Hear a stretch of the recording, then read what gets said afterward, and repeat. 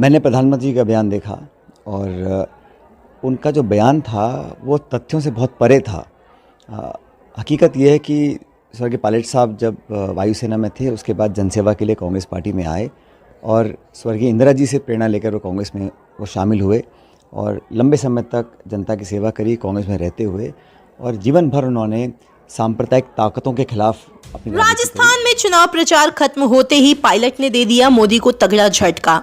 लोक प्रतिनिधित्व अधिनियम 1951 की धारा 126 के अनुसार मतदान की समाप्ति के लिए नियत किए गए समय से 48 घंटे पहले राजस्थान में चुनाव प्रचार थम जाएगा।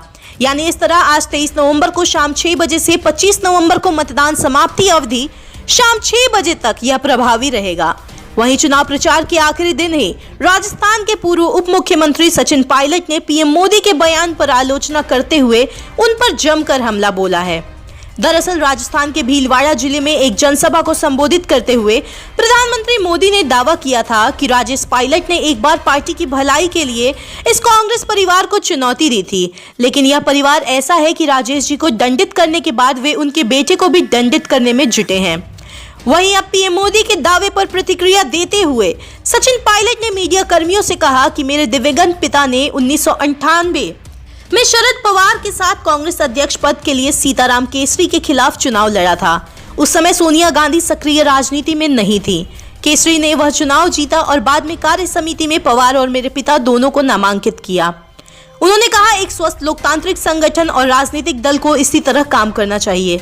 जहां तक मेरा सवाल है, मुझे बहुत कम उम्र में संसद सदस्य बनने का मौका दिया गया था और मैंने कई वर्षों तक केंद्र सरकार और राज्य स्तर पर कई जिम्मेदारियां निभाई हैं। किसी को भी मेरी और मेरे राजनीतिक भविष्य की चिंता नहीं करनी चाहिए।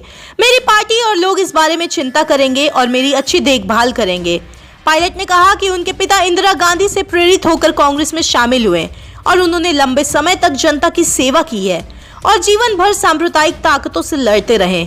जहां तक सोनिया गांधी, राहुल गांधी और प्रियंका गांधी का सवाल है, इस परिवार के साथ हमारी दशकों से संबंध है। यह रिश्ता दिल का है, यह रिश्ता पुराना है।